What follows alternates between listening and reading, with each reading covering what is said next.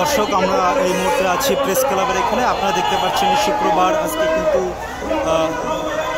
আবারও কিন্তু শুক্রবার জুমা নামাজের পরে বিভিন্ন মহল কিন্তু দাবি আদায় নিয়ে কিন্তু তারা আসছে। এখানে কিন্তু হিন্দু ঐক্য ফ্রন্ট তারা কিন্তু তাদের দাবি নিয়ে আসছে।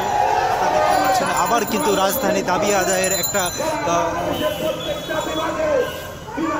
দাবি আদায়ের জন্য কিন্তু সবাই রাজপথে নেমেছে।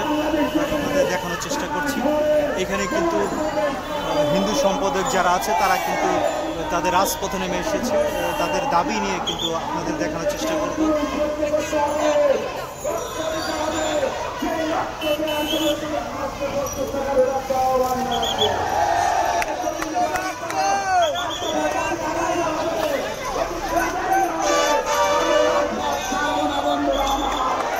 আমি যদি আপনাদের আরও দেখানোর চেষ্টা করি যে জাতীয় প্রেস ক্লাবের সামনে কিন্তু আবার দাবি আদায়ের যে আন্দোলনগুলো হচ্ছে সেটি কিন্তু দেখানোর চেষ্টা করব।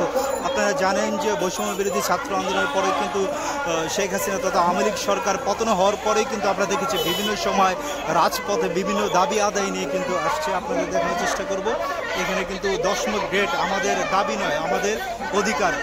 প্রাথমিক সহকারী শিক্ষক 10 গ্রেড বাস্তবায়নের দাবিতে মানববন্ধন এক দফা এক দাবিতে আসছে। আপনাদের দেখানোর চেষ্টা করছি।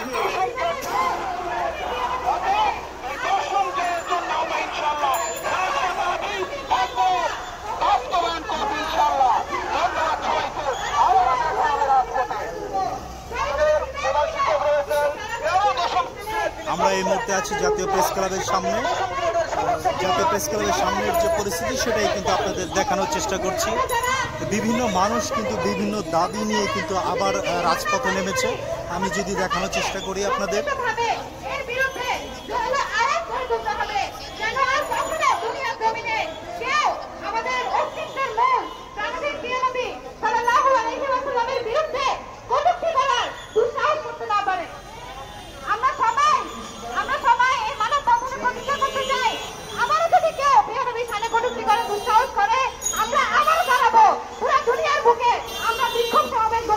এখানে কিন্তু আমরা দেখতে পাচ্ছি যে বিশ্ব সুন্নি আন্দোলন, এখানে মহানবী হযরত মুহাম্মদ সাল্লাল্লাহু আলাইহি সাল্লামের যে অপমান করা হয়েছে তার বিরুদ্ধেই কিন্তু এখানে প্রতিবাদ সমাবেশ বিক্ষোভ মিছিল করছে। আপনাদের দেখানোর চেষ্টা করছি।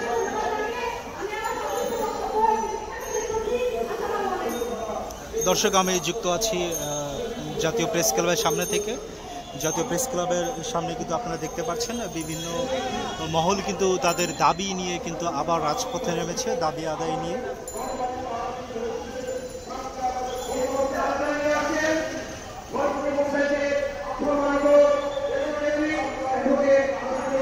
এইখানে যে দাবি নিয়ে আসছে, বিশ্বনবী হযরত মুহাম্মদ সাল্লাল্লাহু আলাইহি সাল্লামের যে অপমান করেছে তার প্রতিবাদেই কিন্তু এইখানে সবাই নেমেছে। বিশ্ব সুন্নি আন্দোলন।